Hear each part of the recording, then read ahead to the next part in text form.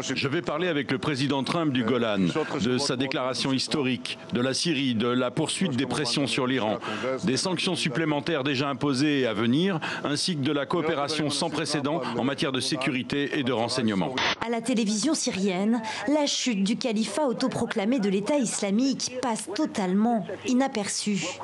À Damas, ce sont les manifestations des Druzes du plateau du Golan qui centralisent toute l'attention. Devant ce temple bouddhiste, ce rituel tant attendu depuis 5 ans, à 17h comme dans le reste de la Thaïlande, fermeture du bureau de vote et début du dépouillement en toute transparence pour les premières élections législatives depuis le coup d'État de 2014. 5 ans après le coup d'État, le général Prayut est donc en passe de réaliser son pari, obtenir une légitimité populaire nécessaire pour conserver son poste de Premier ministre. Dans le centre du Mali, c'est un scénario morbide qui se répète encore et encore. Cette fois-ci, c'est dans le village d'Ogo-Sagou et dans ses alentours. Des hommes armés, grimés comme des chasseurs traditionnels Dogon, font irruption et massacrent tous les Peuls.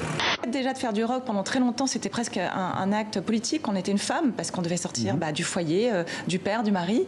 Et les femmes rockeuses, j'ai compris ça très, très vite. On montre beaucoup d'empathie pour les problèmes sociétaux en règle générale.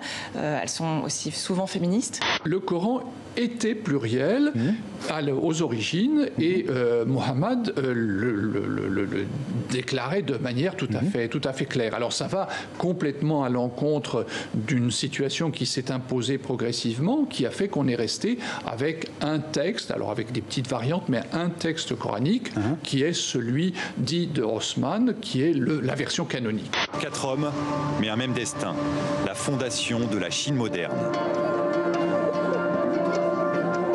À peine sortis de l'adolescence, ils construisent leur idéologie et découvrent la lutte sociale à des milliers de kilomètres de chez eux. Pourquoi et comment la France fut le terreau de leur combat et qu'en reste-t-il aujourd'hui?